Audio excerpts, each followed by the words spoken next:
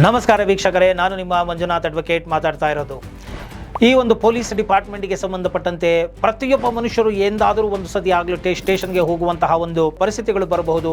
ಹಾಗಿದ್ದಾಗ ನೀವು ಈ ಪೊಲೀಸ್ ಡಿಪಾರ್ಟ್ಮೆಂಟ್ಗೆ ಹೋದಾಗ ನೀವು ನಿಮ್ಮ ಹಕ್ಕುಗಳು ಏನು, ನೀವು ಹೇಗೆ ನಿಮ್ಮ ದೂರುಗಳನ್ನು ದಾಖಲು ಮಾಡಬಹುದು, FIR ದಾಖಲು ಮಾಡಲಿಲ್ಲ ಅಂತಂದರೆ ಯಾಕೆ ದಾಖಲು ಮಾಡಲಿಲ್ಲ, NCR ಕೊಟ್ಟರೆ ಯಾಕೆ NCR ಕೊಟ್ಟರು, FIR ಅಂದರೆ ಏನು, ಮತ್ತು FIRನ ದಾಖಲು ಮಾಡದೆ ಹೋದರೆ ನೀವು ಅನುಸರಿಸಬೇಕಾದಂತಹ ಕ್ರಮಗಳೇನು, ನೀವು ಒಂದು ಪೊಲೀಸ್ನವರು ನಿಮ್ಮ ಬಳಿ ಸರಿಯಾಗಿ ನಡ್ಕೊಂಡಿಲ್ಲ ಅಂದರೆ ನೀವು ಪೊಲೀಸ್ ಕಂಪ್ಲೇಂಟ್ ಅಥಾರಿಟಿ ಅಂತ ಇರುತ್ತೆ, ನೀವು ಅಲ್ಲಿ ಕಂಪ್ಲೇಂಟ್ಗಳನ್ನು ಕೊಡಬಹುದು.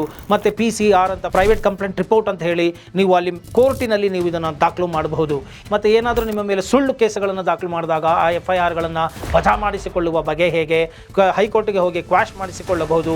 ಮತ್ತು ಏನಾದರೂ ನಿಮ್ಮ ಮೇಲೆ ನೀವು ಕೊಟ್ಟಿರ್ತಕ್ಕಂಥ ದೂರನ್ನು ಅವರು ದಾಖಲು ಮಾಡದೆ ಹೋದರೆ ಅಥವಾ ಅದು ಸುಳ್ಳು ಅಂತ ಹೇಳಿ ನಿಮಗೆ ರಿಪೋರ್ಟ್ಗಳನ್ನ ಹಾಕಿಬಿಟ್ರೆ ಏನು ಮಾಡೋದು ಅಂದರೆ ಪ್ರೊಟೆಸ್ಟ್ ಮೆಮೊ ಹಾಕಿ ನೀವು ಮ್ಯಾಜಿಸ್ಟ್ರೇಟ್ ಕೋರ್ಟಲ್ಲಿ ಚಾಲೆಂಜ್ ಮಾಡಿ ಕಾಗ್ನಿಸೆನ್ಸನ್ನು ಕನ್ಸಿಡರ್ ಮಾಡಿ ಅಂತೇಳಿ ನೀವು PCRಗಳನ್ನು ಮಾಡಿ ನೀವು ಕೇಸುಗಳನ್ನು ಮುಂದುವರಿಸಬಹುದಾಗಿದೆ.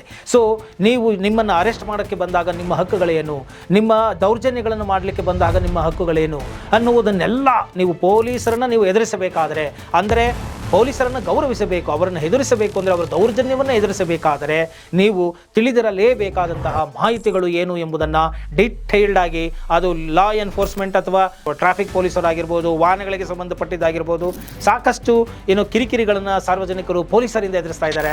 ಇದನ್ನೆಲ್ಲವನ್ನು ನೀವು ತಿಳ್ಕೊಳ್ಬೇಕಂದ್ರೆ ಮಂಜುನಾಥ್ ಅಡ್ವೊಕೇಟ್ ಎಂಬಂಥ ಯೂಟ್ಯೂಬ್ ಚಾನಲ್ ನಿಮಗಾಗಿ ಕಾನೂನಿನ ಜ್ಞಾನವನ್ನು ನೀಡ್ತಾ ಬಂದಿದೆ.